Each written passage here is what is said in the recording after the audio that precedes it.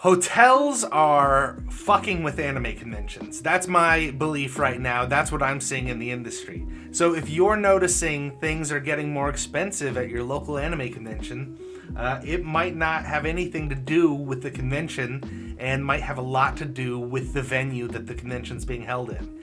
What we've noticed since COVID-19 is, there was this period where 2020, 2021, all hotels had a terrible time. They weren't allowed to be open. They had to furlough staff. They had to, take extra loans, things like that.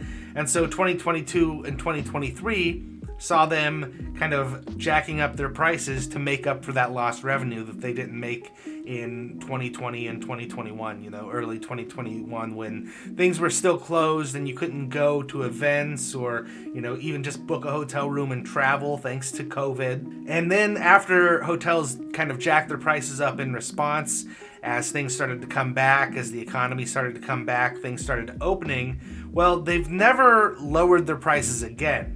So, it might have been $2.50 for a soda. Now it's $5-6 at some of these hotels. A drink might have been $8. Now it's $14. And what we're seeing is, if you look at the stock prices of Hyatt, Marriott, Hilton, any of those hotel chains, if you look at their stocks, what their gross revenues are, you see those sky high.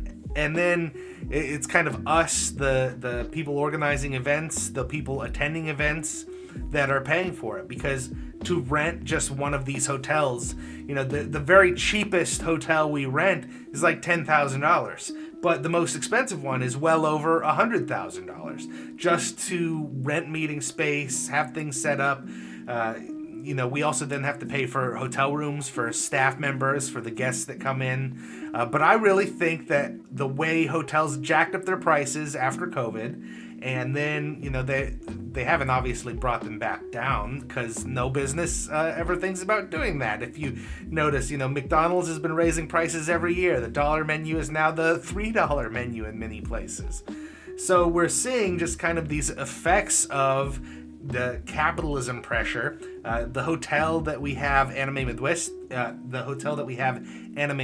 in was recently sold to a new company, and so we don't know how that's going to play out. But every time, no one buys a business thinking, oh, the revenue of that business is fine as it is. If you've ever done any research about how people buy, sell businesses, the same with real estate, the same with hotels, they're going to be looking at it as, okay, how do we take this property and make more revenue than we're making now?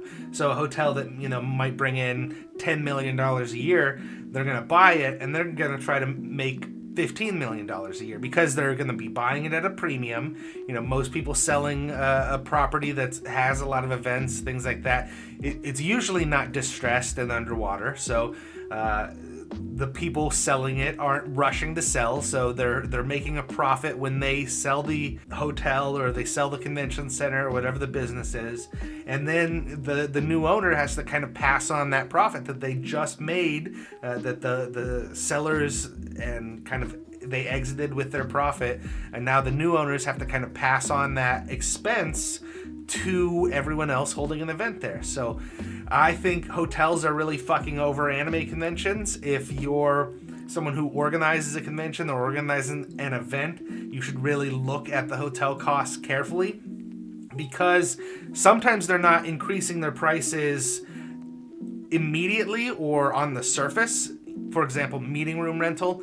Say meeting room rental might be $10,000, and maybe it was $10,000 5 years ago, but the price of everything else has gone up. For example, if you want to bring in your own outside audiovisual, you're going to set up your own stuff. You've got your own speakers, your own projectors. Well, before that might have been free. Now they might be charging you $500 or $1,000 fee just to bring in your own outside audiovisual equipment. And that fee, they justify it by saying, well, they might have to have someone at the dock doors or security or staff or things like that. These are things the hotel should already be providing. You're renting meeting space, and that includes, the setup of that space, the appropriate people to clean that space, things like that. But we've had one venue where they said, okay, well, now you've rented the space, but you also have to pay a fee for someone to clean that space, to take out the trash. So even just taking out the trash. So when our dealers set up, they unbox cardboard boxes of all their merchandise, all the stuff that they've brought in.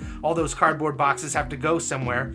And so just the person taking out the trash, we had to pay $100 an hour to the hotel to have someone doing that, despite the fact that should have been an obvious part of renting a meeting space.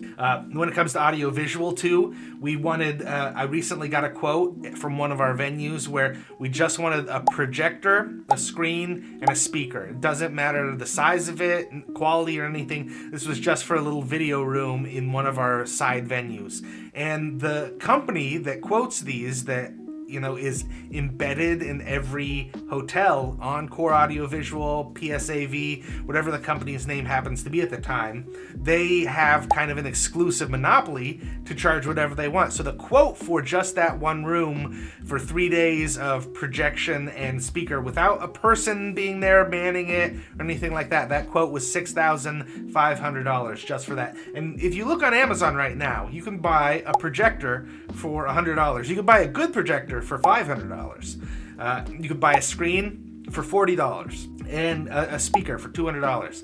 So for $1,000, you could have all this equipment, and they want to charge $6,000 for it. Of course, they're setting it up and taking it back down, but how are they charging 6 times more than the equipment itself even costs? It's ridiculous.